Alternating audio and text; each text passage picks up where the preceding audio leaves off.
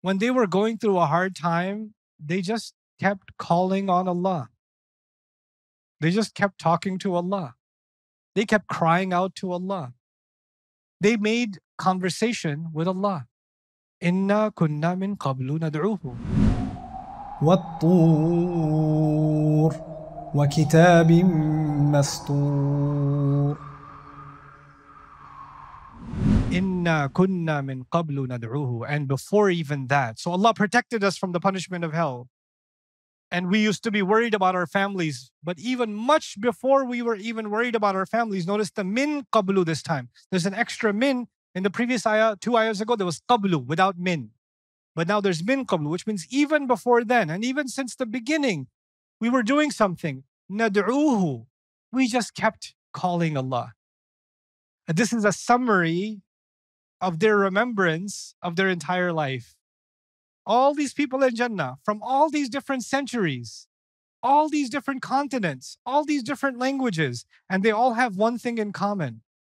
When they were going through a hard time, they just kept calling on Allah. They just kept talking to Allah. They kept crying out to Allah. They made conversation with Allah. Inna kunna min qablu nad'uhu. And dua, nad'u, means two things. Call Him and also means pray to Him. Ask Him for things. Make dua from Him. We kept praying to Him. We kept asking Him. We kept begging Him. We kept talking to Him and begging Him and talking to Him and begging Him. This is what we did. This was our relationship with Allah. Ya Allah, just give me this. Ya Allah, just give me this. Ya Allah, just give me this. And then what did Allah prove Himself to be? Innahu huwal barr rahim. As a unique name of Allah. Never in the Quran does Allah describe Himself as Al-Barr except this ayah. Al-Barr. This is the only place in the Quran where Allah describes Himself as Al-Barr. Barr is used in other places in the Quran, like وَتَوَفَّنَا مَعَ الْأَبْرَارِ. Like, for example, another version of this word, لَيْسَ الْبِرَّ أَن تُوَلُّوا وُجُوهَكُمْ ظَهَرَ الْفَسَادُ فِي الْبَرِّ وَالْبَحْرِ بِمَا كَسَبَتْ أَيْدِي النَّاسِ. So it's used in other places. But for Allah, you've seen Ar-Rahim before, but what have you not seen before? Al-Barr. So let's understand what Al-Barr means. Al-Barr originally means land far away from the water. Land far away from the water. The land close to the water is reef. Reef. And the land inland is Barr. The idea is it's the opposite of Bahr. So let's understand this first. When you're in the sea and you're on a ship, are you absolutely safe? No, it depends on the sea, doesn't it? If the sea decides and it turns into a tsunami wave or something, the ship can overturn. There could be a lightning strike. Anything can happen, but you're not safe until you reach what?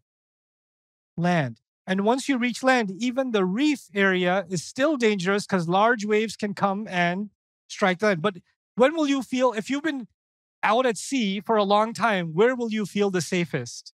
When you are deep inland. Now you're on stable ground. This is a reliable place for safety. From it comes the idea that someone who is good and reliable, like they're good for their promise. I know in American English we say this, you may not have heard of it. You say, hey, can I borrow $20? I'm good for it. I'm barr for it, meaning I'm reliable, I'll pay it back.